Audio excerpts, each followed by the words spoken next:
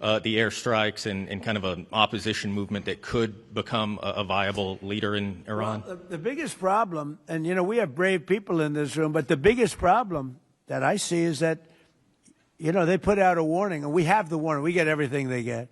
And it said any protester that goes onto the street will be immediately shot and killed. This is a little tougher than the American way. This is not quite as tough as, nobody can believe it. So I can't imagine, they don't have guns, and the other ones have guns. Highly sophisticated machine guns and AK-47s and other kinds of guns. And they did that with the women. So the women had 250,000, even 500 people protesting a year ago.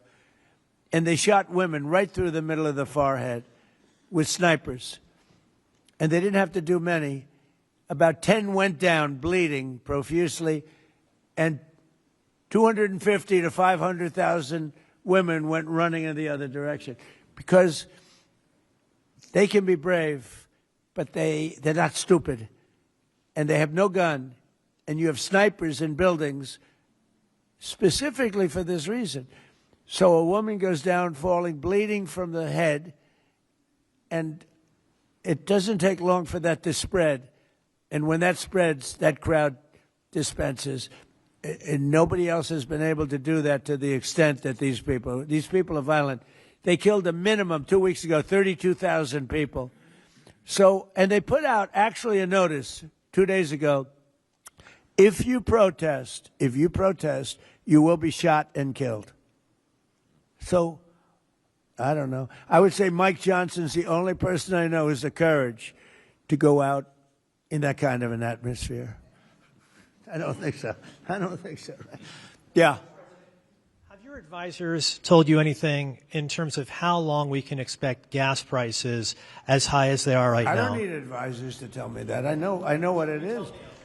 You know, the Prime Minister of UK, United Kingdom, yesterday told me, I'm meeting with my team to make a determination. I said, you don't need to meet it with the team. You're the Prime Minister. You can make your own. Why do you have to meet with your team to find out whether or not you're going to send some minesweepers to us or to send some boats?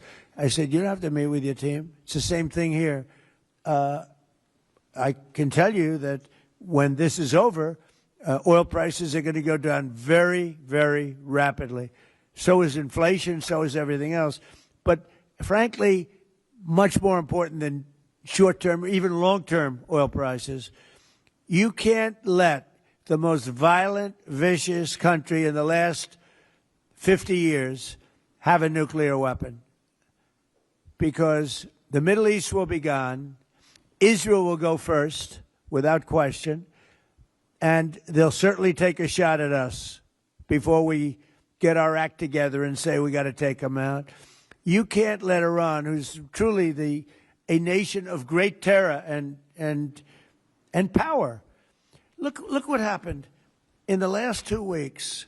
They weren't supposed to go after all these other countries in the Middle East. Those missiles were set to go after them. So they hit Qatar, Saudi Arabia, UAE, Bahrain, Kuwait.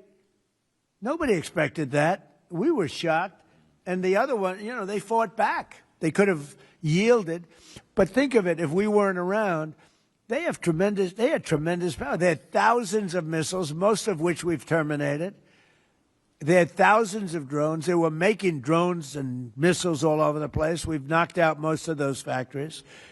I mean, now they're sending out 2 or 3 missiles. Now, you know, they've still got some. They might have 8% left. But mostly they've been eliminated. They've been terminated by what we did and what Israel did, too. Yeah, please. Israel is expected to expand its ground offensive in southern